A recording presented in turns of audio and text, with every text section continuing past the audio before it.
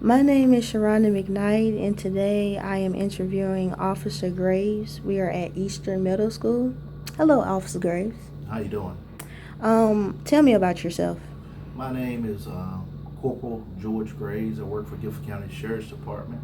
I worked for Guilford County Sheriff's Department 23 years. I enlisted in the United States Marine Corps in 1992.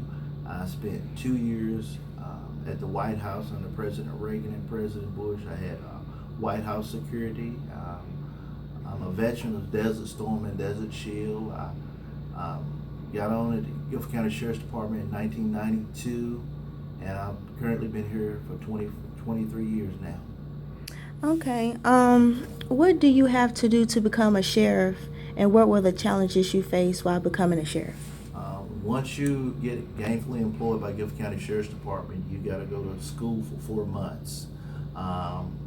Get BLET certified, which is basic law enforcement training, and you have a year's worth of field training, and that will hopefully get you in the door to become a law enforcement officer.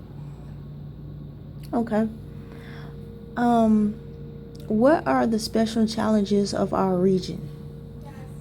I see now the challenges are with so much negative publicity about law enforcement. Now I feel like the biggest challenge is creating a bridge between the officers and the citizens, and making them feel that we're here to help them and not here to harm them, because there's so much negative publicity out there and it's surrounding all law enforcement officers. And not all, some officers do bad things, but there's a lot of officers do a lot of good things for the community, and a lot of officers care about the community, and a lot of officers want to help people.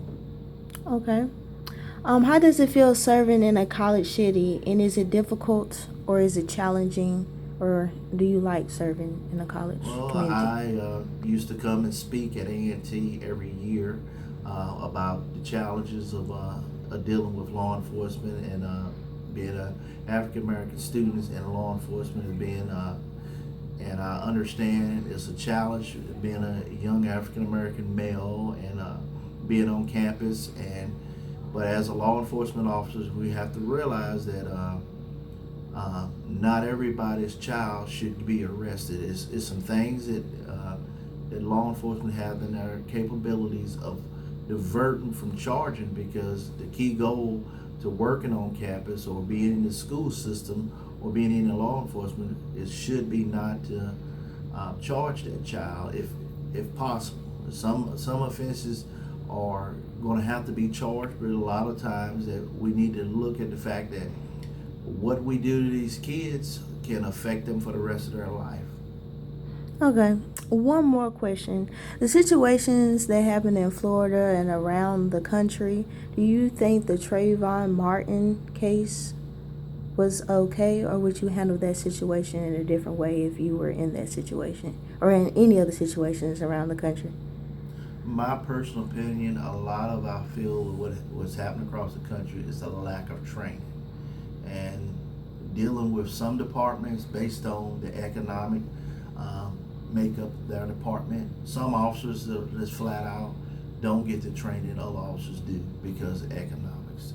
You can't expect an officer that works in Guilford County, Charlotte, Mecklenburg, or Wake County. Those are the three biggest counties in the state.